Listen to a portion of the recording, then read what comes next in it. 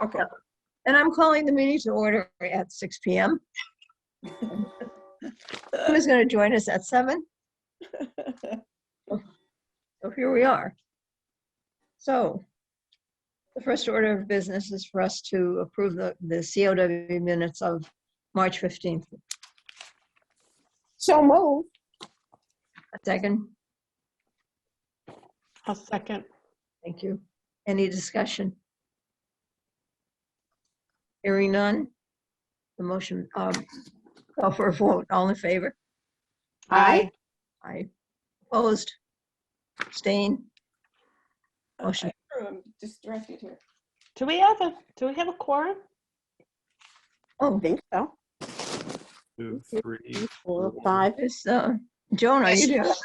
5, Okay, thank you. 6. Yep. Okay, Sorry, I just didn't see everybody. having begun the meeting, and as I look at the agenda, I'm going to turn it over to Susan so that she can introduce our new assistant superintendent. Well, I'm so glad to see so many colleagues here who've joined us as well, and we'll be sharing a little bit about summer opportunities and other things going on in the district. But I'd like to introduce to you Dr. Phil Piazza, our new assistant superintendent. He's really done all levels, done a little work with NEASC at a middle school that he ran for over a decade and a new school that he went into and built. So some similar things that Peter has just gone through. And then a NIAC. So he's done pre-K through the elementary grades as a principal recently and was a high school assistant principal in Newington. So he comes to us from North Haven. He has been, when I did the reference checks, there were several colleagues that called him the calm in a storm, that he is very centered and can handle, anything that comes our way. So I thought that was really a good thing to have is as a support person by my side. And I'm really looking forward to working with him. He started today and officially today. And I think after about an hour of meeting together, he got a headache. So I don't know, but I hope that went away, Phil. That was purely a coincidence. It had nothing to do with what you were saying. Okay, good. But there is so much to learn and to get acclimated. I'm going to be bringing him around to the schools to meet everybody and to kind of walk through and see the schools. But Phil, did you want to say a couple words? Yeah, sure. Just, it's a pleasure to be here. I'm really happy to be in Groton. The size of this meeting reminds me a little bit about that first interview. The process that you had in place was incredible. It really helped me get to know the people of Groton and what you guys are doing and helped me realize what a great fit I thought it was going to be. And I was glad that you guys felt the same way. So as Susan said, I have experience at all levels. I'm looking forward to getting into those levels that I haven't been with in a while. It was exciting just hearing about some of the curriculum ideas that Ted was sharing for the high school. And what I'm really looking forward to is getting into the buildings, and I'm looking forward to starting that tomorrow. More of a face-to-face person than a Zoom person. So I am looking forward to meeting all of you and working with all of you. So thanks for having me, and I'm hopeful that I'll live up to whatever expectations you have for me. Thank you, Phil. We're glad to have you on board. Welcome. Welcome aboard. Thank you Welcome. very much. So the next item is the summer learning opportunities, and I would assume, Susan, that's you. That's me and a few others. I wanted to kind of lay out that we have, I've been calling our summer learning opportunities a layer cake, because there's lots of different layers and opportunities that we're going to be providing for students. Everything in the way of really engaging them back into some more in-person learning, although it is a requirement by the state that if we do summer school that we have to provide a remote option. So through the APEX program 6 through 12, we're able to do that.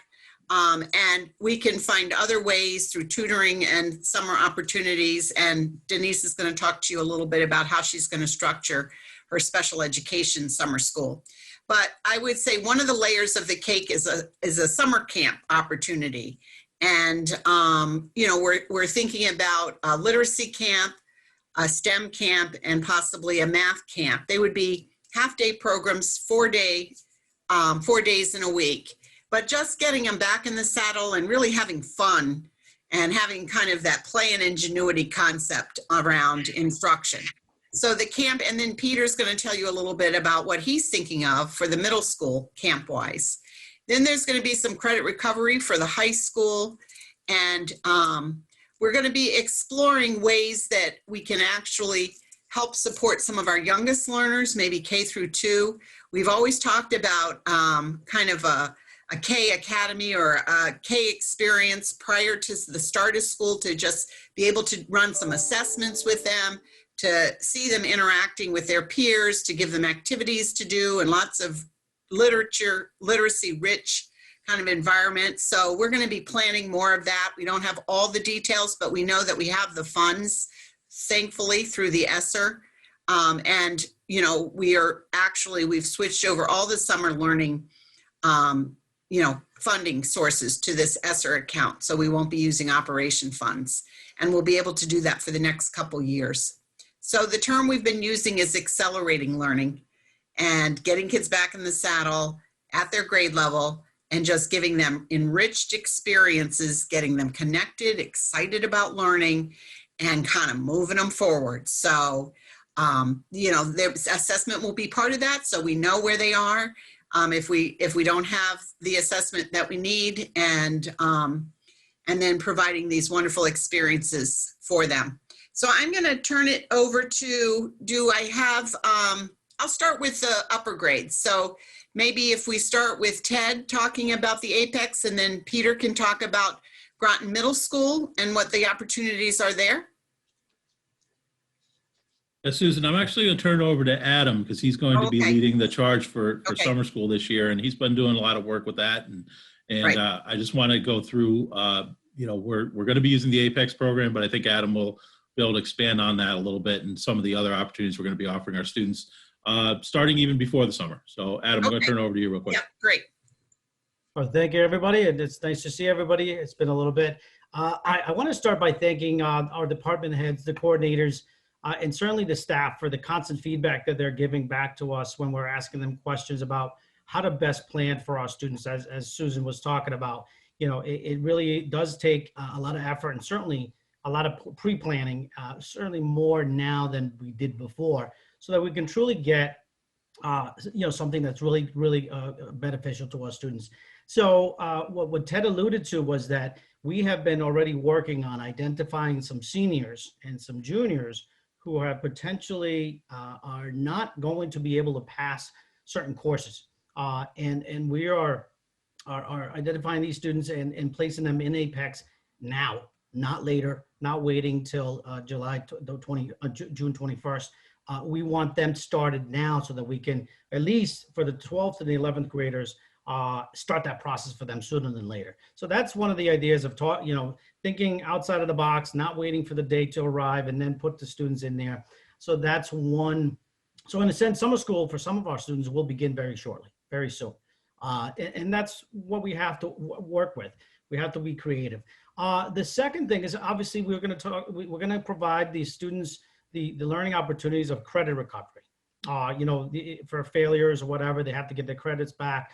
We want to also provide students the opportunity, as we've done for the past 4 years, advancement course opportunities, meaning that if they need a course for a planned career path that they want to take, that IB, it could be honors course that they want to enroll in, and they want to maintain a certain path, they can take that by taking a prerequisite over the summer. So again, that advances them. And then also what Susan was talking about, the enrichment opportunities that we've done in the past, we also want to continue those for the students that maybe did not do incredibly well but didn't fail. We want to give them the opportunities to enrich their learning in various ways. So those are the types of courses that the types of learning that will be provided. We're really excited with the many ideas that came along, and we certainly have learned many, many lessons from COVID, and the fact that our students learned really well with in-person. teachers in front of you and really delivering that instruction to them and working with the students on a consistent basis rather than the all in with the Apex program. So we're really thinking of having teachers come in, actually deliver instruction to students in math, English, social studies, and science, and really have that opportunity to have that face-to-face. I think it's really important for our students, especially when we're trying to motivate them to come back, to learn over the summer. And of course, as you said, Susan and Ted, we want to continue using the Apex program as well.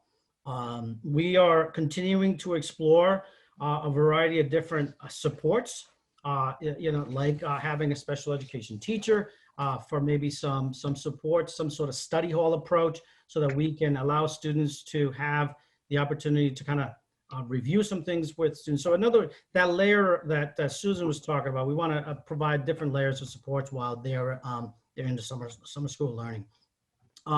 Ted, Adam, can I interrupt for a minute before you go on anymore? Sure. Could you hear me? Yes. Adam, could you explain the difference between Apex for those that don't know, and what those initials stand for, and in-person learning? And have you had a chance to survey all the teachers, at least in the high school, that want to come back and teach in person? I know many districts have done that, and I was just curious whether or not Fitch has had that opportunity to survey which teachers want to come back for the summer. I mean, we have the money. I'm just hoping that we have in-person teaching. And so if you could start by explaining Apex, please. So Apex, the term is it's a digital platform where students have the opportunity to learn basically in a way very independent. They can go on their own path to a degree. We've always supported our students with some sort of guidance and support if they get stuck in a particular topic. There are other areas, logistical pieces, where if they get stuck in a test more than 3 times, the teacher allows them to move along. So there's that tutorial piece that's necessary to help them out along the way, but not necessarily is it required to have an actual delivery of the instruction. So it takes the bulk of it away from the teacher. The teacher can really hone in on the specific target areas that the student needs focusing in on. So that's one of the major differences. In regards to asking, we already have begun to kind of look for recruit staff in a sense. So we're in fact, you brought up a good point. That's been one of our biggest concerns, is retaining the staff to be able to do this. And we're beginning to have those conversations about that. We're also already in the middle of reaching out and recruiting them officially for the summer learning. We're looking in to see who is interested, and certainly that's a great point about possibly asking to see who would be willing to stay to continue. We're hopeful that there are more than less, but again, a good point, Rita. That's one of our major concerns is, the teachers may not want to stay, but I feel like we have an early start on the process, and we have some wiggle room to navigate and see if we have to take a different path, for example, and possibly recruit maybe not within, but maybe a different approach. So it's just finding. I do hope you go out. If we don't have our own teachers, we need to go out and find teachers to teach in person, because that's what the students have missed this year. And just doing another Apex, another online, that's not what they really need at this time. They need in person. They need the motivation that a teacher in face-to-face can give a child. We thoroughly agree with you on that, and we certainly want to provide in key subject areas that opportunity for our students. Yep. Thank you. Thank you. We will be posting these very shortly so that we can really give people the headway. There's going to be some flexibility. A teacher may want to do a week or 2 weeks and maybe coordinate with a friend, to do it the other 2 weeks. So we're going to be very flexible in order to make this enticing for teachers, because we know that they've had a big, heavy lift this year, and they're going to need some vacation time over the summer. So, But there might be other people that, even new graduates Yep, that that's- haven't had an opportunity, and then maybe it would be a way for us to think about hiring them in the future, mhm, Good so. So, Adam, if I could ask about the Apex program itself. So are we still having the Apex program where students, remember the one that I observed, where students come in and then there was a teacher there? Is that opportunity going to still be there? Yes, yes. Not, for many situations, we certainly know that many students will benefit from the face-to-face, but others do also do well with this program. Some really do well during the school year. They do really well. So exactly what you just described, Andrew, that's exactly the other option that we're providing. So it's going to be in person with a teacher in front of you. They're delivering instruction as if they're in the school during the school year. And then you're going to also have the Apex with those teachers for that added piece of support to navigate when they reach a roadblock and or troubleshoot other things. But yes, exactly what you said is what we're going to try to provide. So the students will be coming into the building for that. That will be option. It's another area that we need to kind of have flexibility in. I think last year, for example, we had some students come in because they benefited from it. We were promoting them coming back into school. We certainly also want to be flexible with the situations with COVID, where if a family wants to take the Apex course, but from a distance, we still provide the support, but from a distance. And so we got to work a little flexible with that.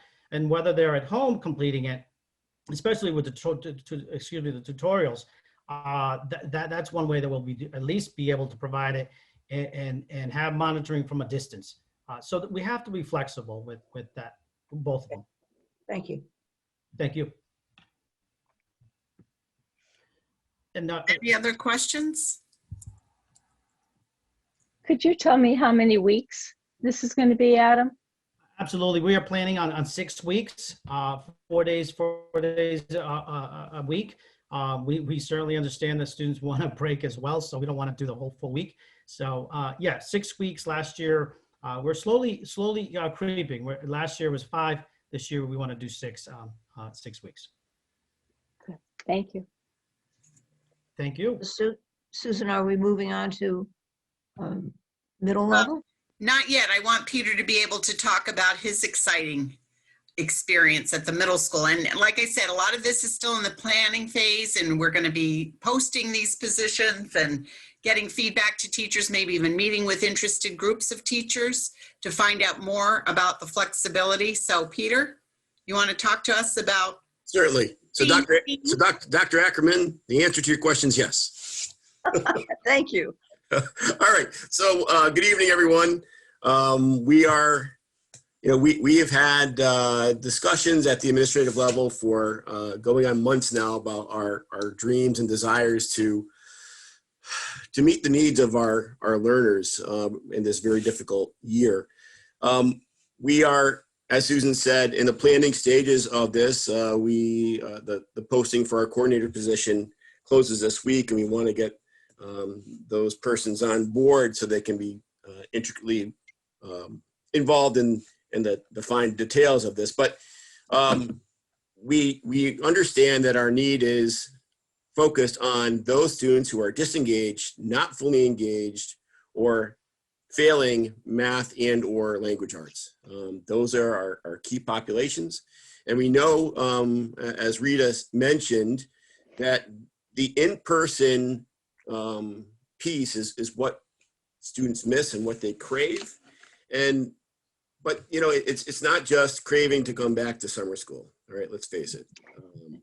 There's nothing jazzy about summer school. So our vision is to have a GMS summer school STEAM camp. You'll really have a campy feel to it. I'm going way back, before my early teaching days, I was a camp director.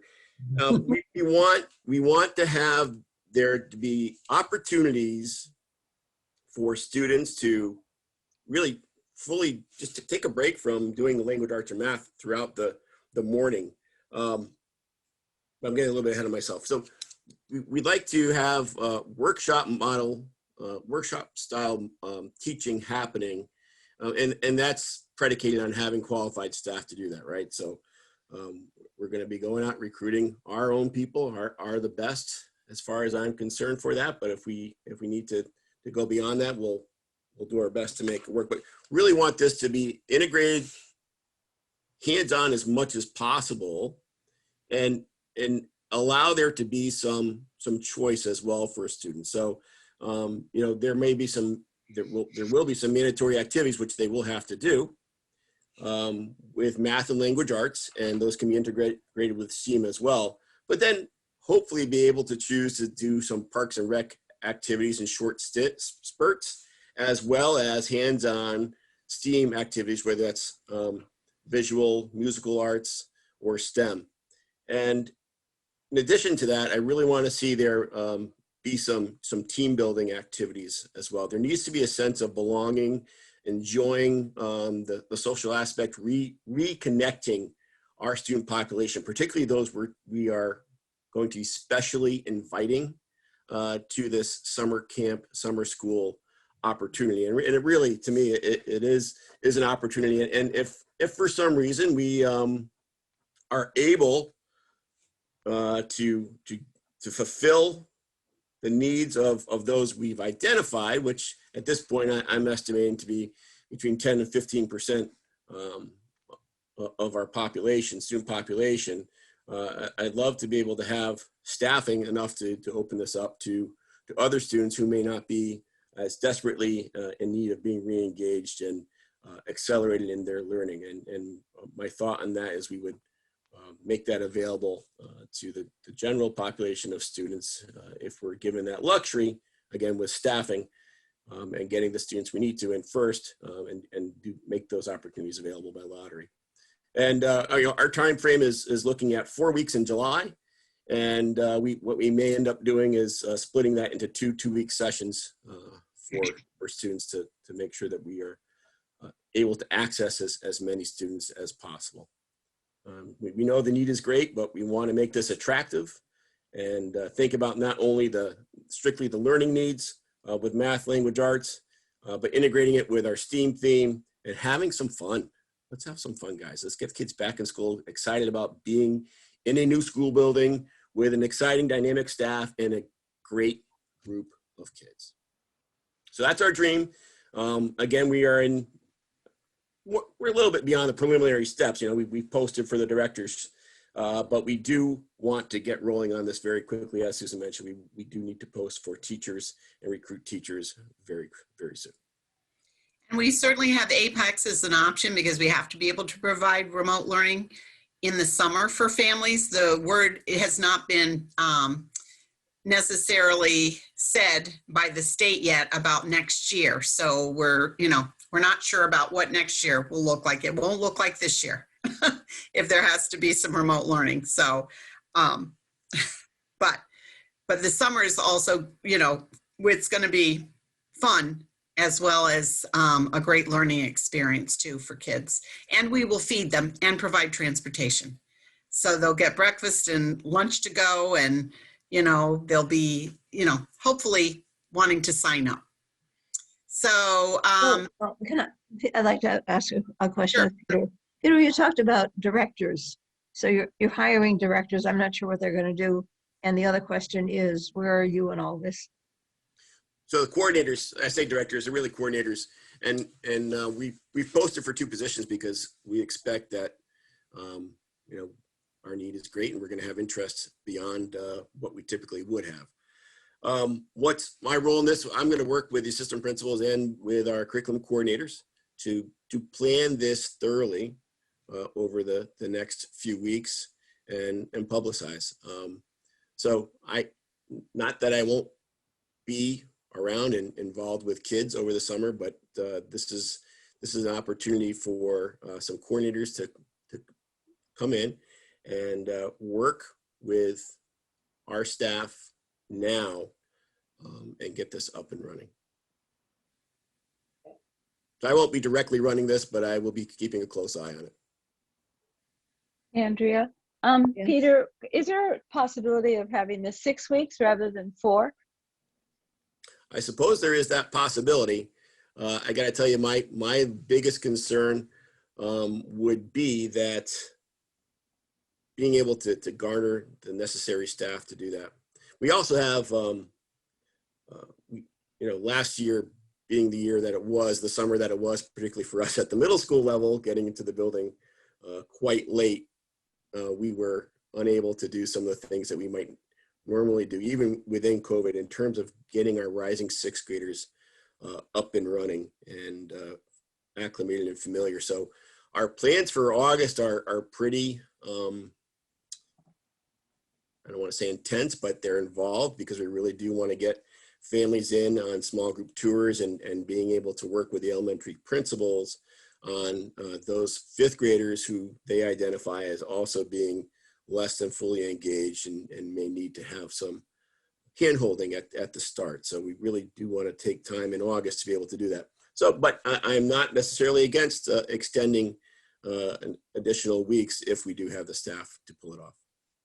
Yeah. I've also heard that there's a real issue with 8th graders matriculating to 9th grade, especially with, subjects like Algebra 1 and, some of the ones that they normally would take in 8th grade and be ready for 9th grade. Yeah, so we do intend to, that this summer school / camp opportunity would be open to the current members of Groton Middle School. So our current 6th, 7th, and 8th are rising 9th graders, because we do recognize that there's a definitive need. And we, knowing that how important it is for students to get off on the right foot as they enter high school, that freshman year is so important. We want to make sure that they've got the best shot to do that possible. Thank you. You're welcome. Andrea, Yes, Luce. Is this all within the, Susan, I think within the budget? I mean, this is with the new, because our new budget goes into effect once it's passed, or was it passed? I'm behind the times, I think. But do we have, I didn't think so, but was this what we prepped for in this budget? Please remind me of this. So I said that we did not have to use operating funds for this because of the That's right. CARES Act. It's all within the CARES Act. And we actually have the funds to do this next year as well. So, Thank you. yeah. I just couldn't remember. I appreciate Yep. that. No, Are there any other questions? Then Susan, you want to move, now is it, well, are there any more? Elementary. we have one more part. The elementary? Because I have transition K. I thought that was what you meant. Yeah, no, but we haven't finished because we have a little more. We have the Treehouse program, which will be operating out of CK. And we have a few Parks and Rec, and Denise is going to talk about the special education program that we also have for those kids who've been identified to receive services in the summer. Okay. So go ahead. Good evening, everyone. Thank you for having me. Just wanted to share with the board that this year, the program for students with more significant disabilities will be located at Northeast Academy. We've been working closely with Eileen Chikese, who is our Park and Rec director for the special populations. And she runs a special needs camp that we support. And that camp will be also at Northeast Academy. So it will be a very smooth transition for our children to come to summer school in the morning from 8:30 to 11:30, and then transition with their bag lunch to camp in the afternoon. And when I say we support the camp very, collaboratively, what I mean by that is that we provide paraprofessionals to students who need it to attend the camp and be safe and enjoy themselves and socialize. It's a wonderful social opportunity for our students. We will be offering 2 sessions, a 4-week session and then a 6-week session. And the 6-week session typically is for students with very significant disabilities such as autism or multiple disabilities. And the goal of the program is to help the students maintain the skills that they've learned and to build on them during the summer so that when they come back in September, their recoupment and their transition is not as significant. This year, we're very pleased that we are adding a class through the ESSER funds that will specifically address and target our 4-year-olds. We know through the data that many early childhood, parents of young children kept their children out of school this year. And we know that the remote learning is very difficult for young children who learn with hands-on experiences. So we are adding a class of 18 4-year-olds that will not necessarily have IEPs, but students who would benefit for additional instruction in the summer. Nadine Macklin, our early childhood supervisor, and her preschool team are working on identifying the students right now. And according to Nadine, she already has quite a lengthy list. So we don't think there's going to be any problem filling this classroom of 18 4-year-olds. They'll have 1 teacher and 2 paras. And they will be in the program at Northeast for the supervision of our program directors. Another piece of information I wanted to share with you is that we've been very fortunate that we've had Groton Public School staff apply to work in the program. This year we have quite a few, again, Groton Public School staff. This is the first year that I had 1 more speech pathologist than I needed. Oh. We're usually, doing whatever we can to entice some of our speech and language pathologists to work. We always employ 2. This year we got 3. So we're very encouraged.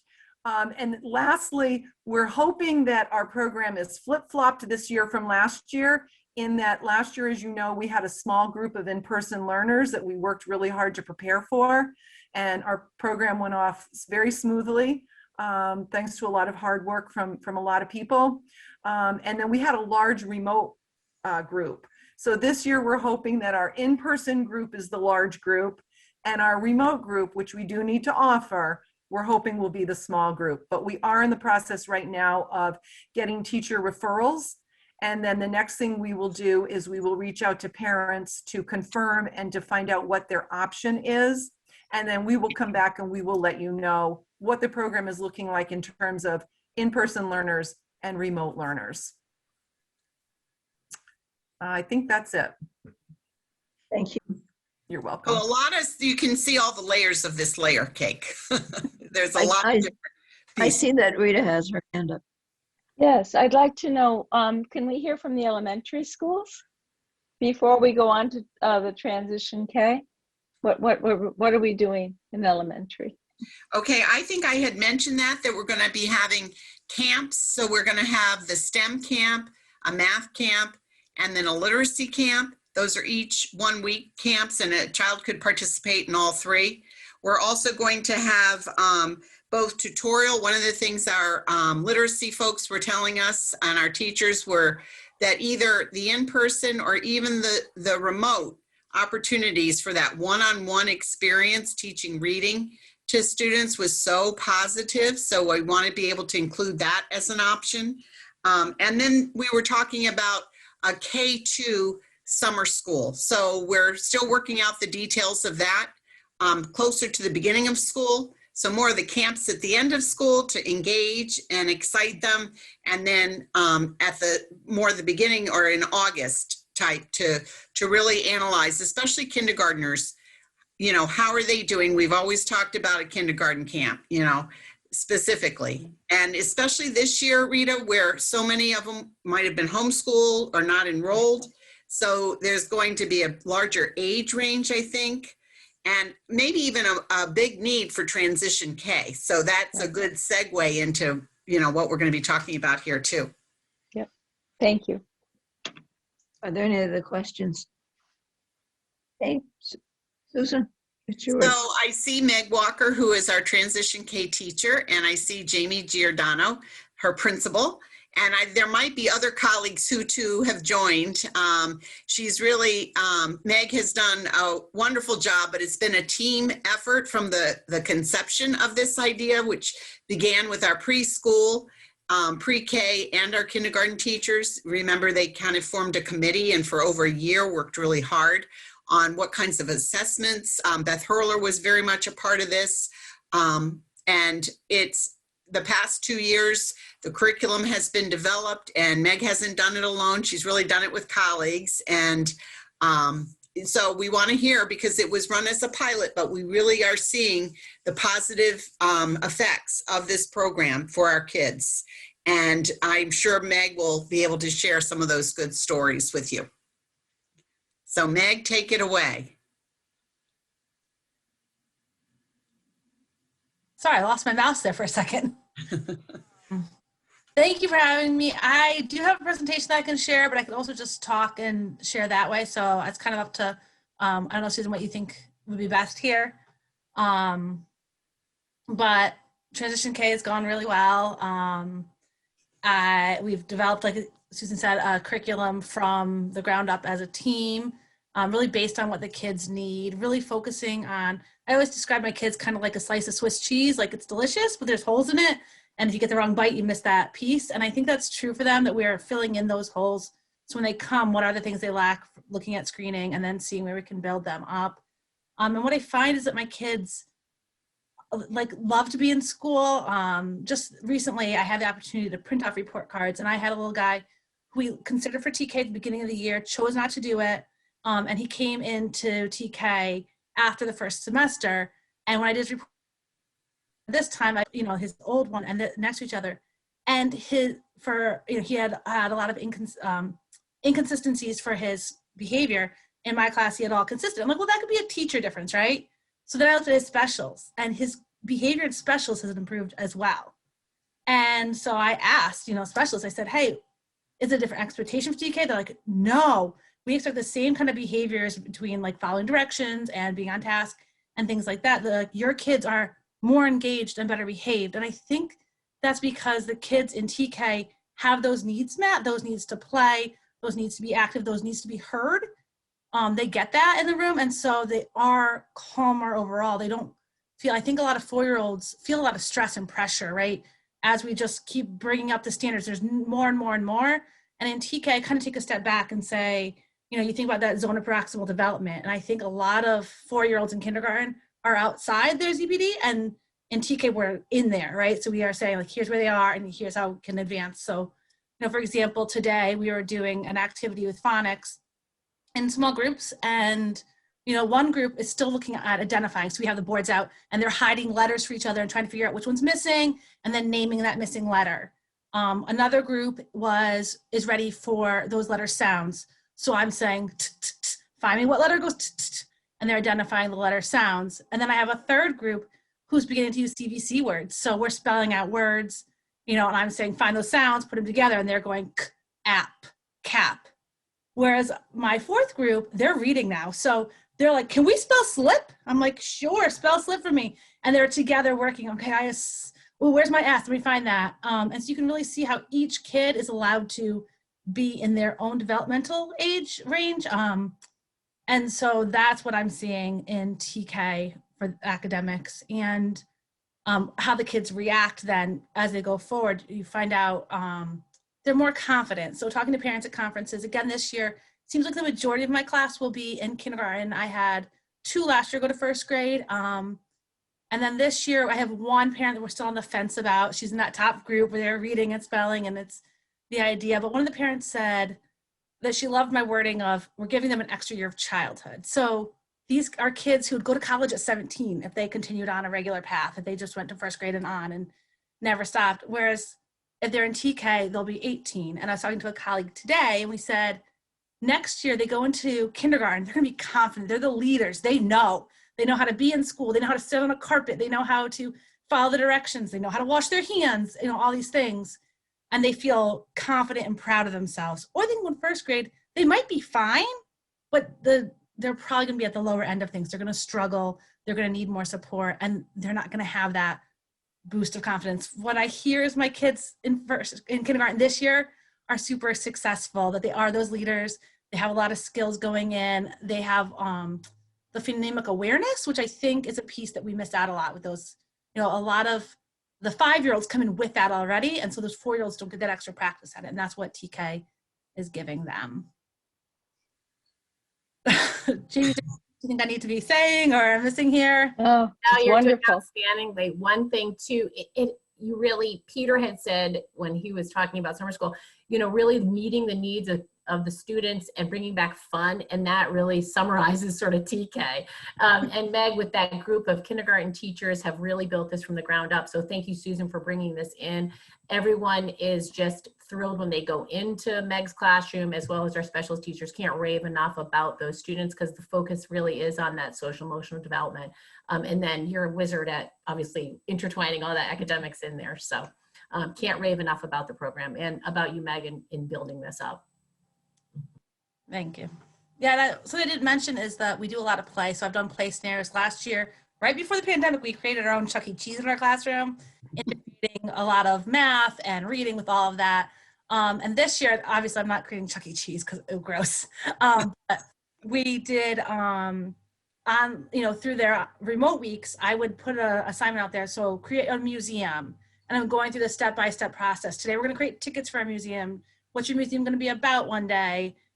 Before we started the lesson on it, we did a book about a museum. So we gave that experience. Here's a virtual tour of a museum. And then they created it and have these great videos of them going on, tours of their museum at home with their families. They did a restaurant where they, some families cooked together and, the parents were taking the orders and the kids are ordering the food, or sometimes the kids were taking the orders and the parents are sitting there being the patron at the restaurant. And again, they created their own fake money and they did all those things. And it was fun to see. I mean, we have high school siblings playing with their little siblings, the store and restaurant and things like that. And that really was fun for everybody. It's, you could hear the laughter in the house. So it's a special thing we get to do in TK that, there may not be time for in other places. Beautifully done. Thank you. Yeah. Are there any questions? I Rita. actually, how many students do you have? Do you have a morning and afternoon session? Or is it just one class? It's just one class. We're full day. And I have 12 students this year. And are we looking to expand that, Susan? We may need, I might need to, we're gonna have to really take a close look. We're gonna start some of our kindergarten screenings this spring, and orientations. And so we'll get kind of a snapshot. And then we might do like we did last year, kind of mid-summer, do another series of those screenings because we get all the Navy families coming in. And I forgot to tell you, we're getting another submarine from Hawaii moving into town. So that might fill up our schools pretty fast. But anyway, and of course, this year is such an anomaly. We're just not sure where kids are going to be, but we know that our youngest, littlest learners, really we need to keep a careful eye on, and this is a really good opportunity. So it might be that in one of the other schools where there's 4, one of the 4 kindergarten teachers becomes the TK teacher, if we have that big a number. So we're going to be monitoring that really carefully to see, who are those students coming to us, right, and what's going to be the best fit for them. And Susan, what? Oh, go ahead, Rita. You go. No, I was just going to follow up and ask, I assume this is going to Thames River Magnet School, this program? Yes. Right now.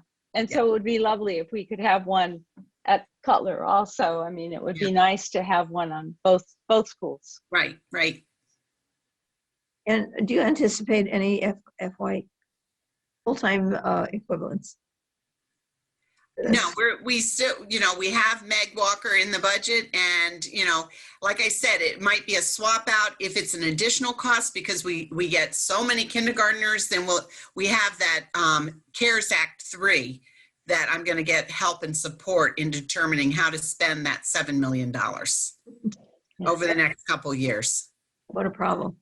Thank you.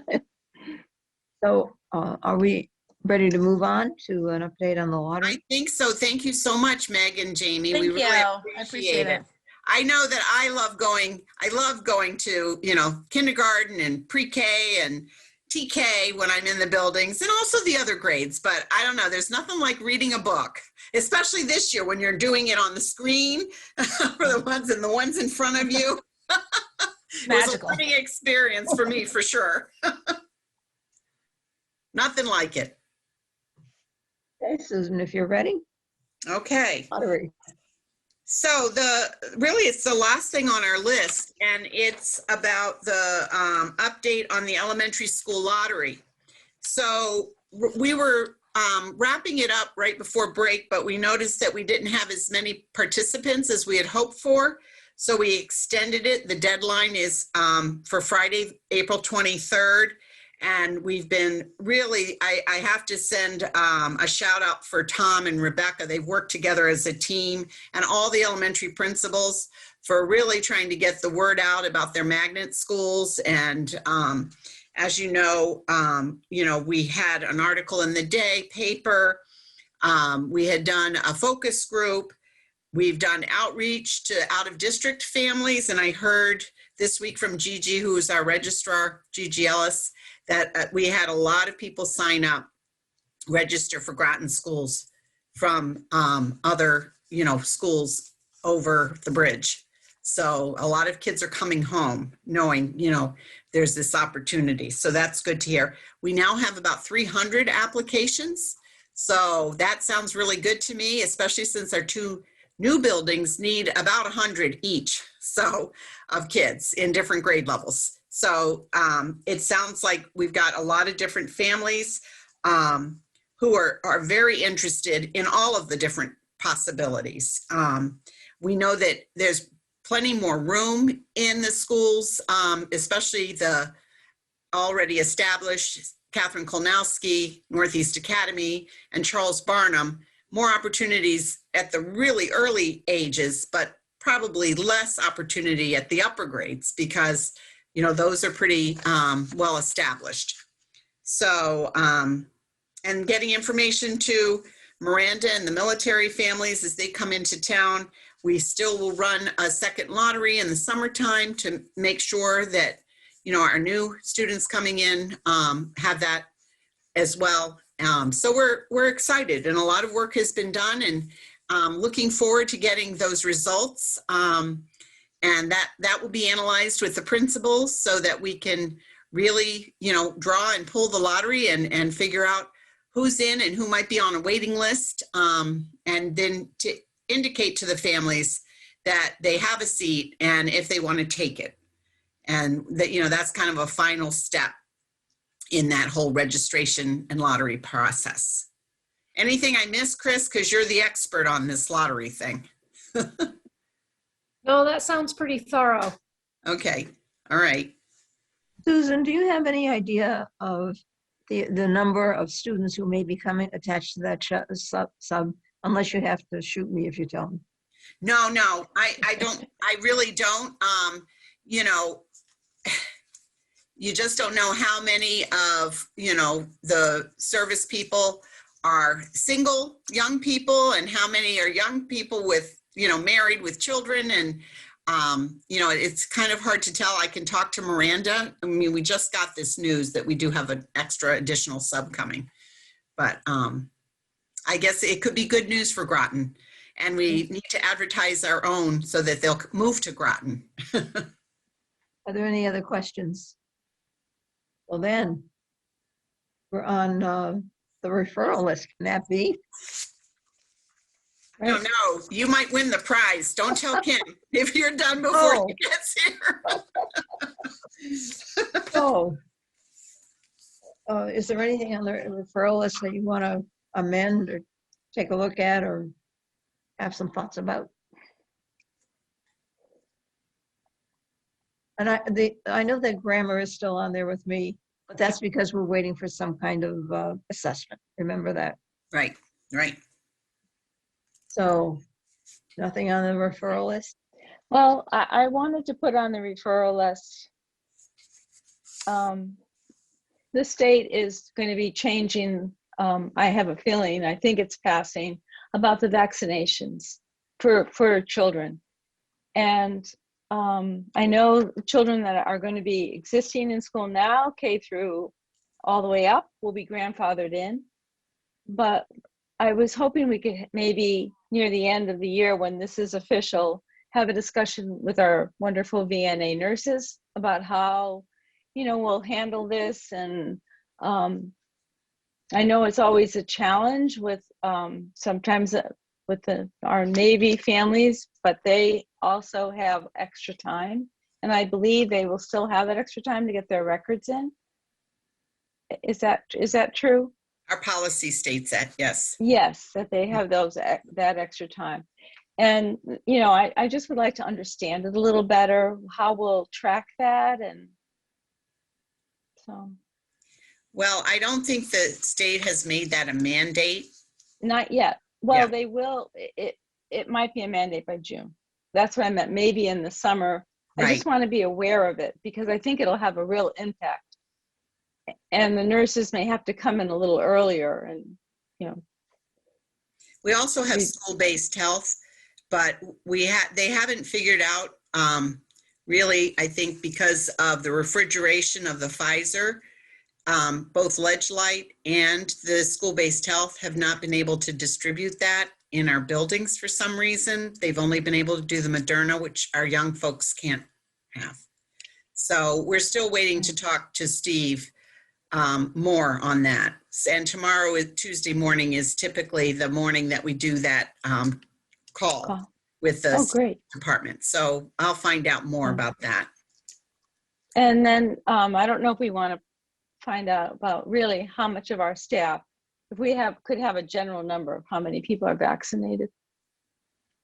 Not a number, but a percentage. So we can't ask that question. You can't. No, because of FERPA. And I don't know if Steve Mansfield even has the number of total Groton staff, but I can ask him without their names, Oh, no, I don't want to know names. Yeah. I just want people to feel confident to send their children back to school. Right.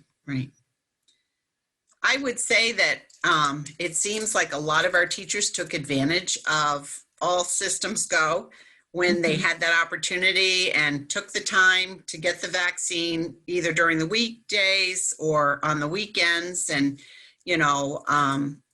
not everybody went through, easy. Some really did get sick especially the second time around. Oh. And then Beth is saying the Ledge Light percentage wouldn't include those that went other places. So you could only get a certain number. Right. So, but we keep sending it out. We had another Fitch vaccination center last week on Wednesday, and I think that was really well attended, and shout out to Sam and his group that really pulled that one off. So I appreciate that. And now this weekend, we have a Groton in Action group going out and about to really talk to people in the town about the opportunities of vaccination and see if there are anything holding people back that, we can help support. So I think that's with the town and Ledge Light. They're all kind of going out in the community. So I'm going to pull this back like Kim. Yes. Yeah, I want to agree. make sure that we're talking about what's on the agenda. Well, we can put that on the agenda. And that's a suggested future topic. So yes, you would do that is coming up. Discussion review of work of the DEI committee. So maybe we're still in our parameters. So are there any other ideas for the referral list? Are there any ideas for new topics? Well, we just had one from Rita. Is there anyone else? Oh my goodness, I just think, wait a minute, I think summer school should be on here. Is it on here? And I don't know if we need a discussion of reentry plans anymore. R 2021-5.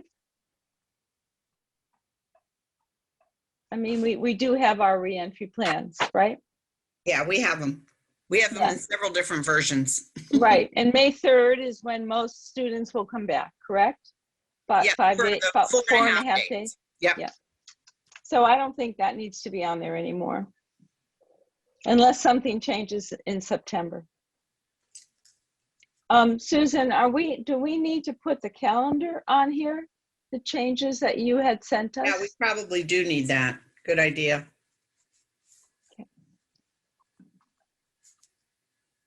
Thank you, Rita. What would I do without you? I don't know. Oh, yeah. Are there any other ideas? Then I get to say who wants to do it, because I can't. I'll We make have a motion to adjourn. Second. So, 55. Wow. in your face, Kim. Well, Motion. some of us have 2 other Night, meetings Grace. this week. Wait, Joan, Hi, is trying to y'all. say- Joan, what was that? Who seconded the motion to adjourn? Was it Lee? Second Okay, Leo Rosemary. Rose.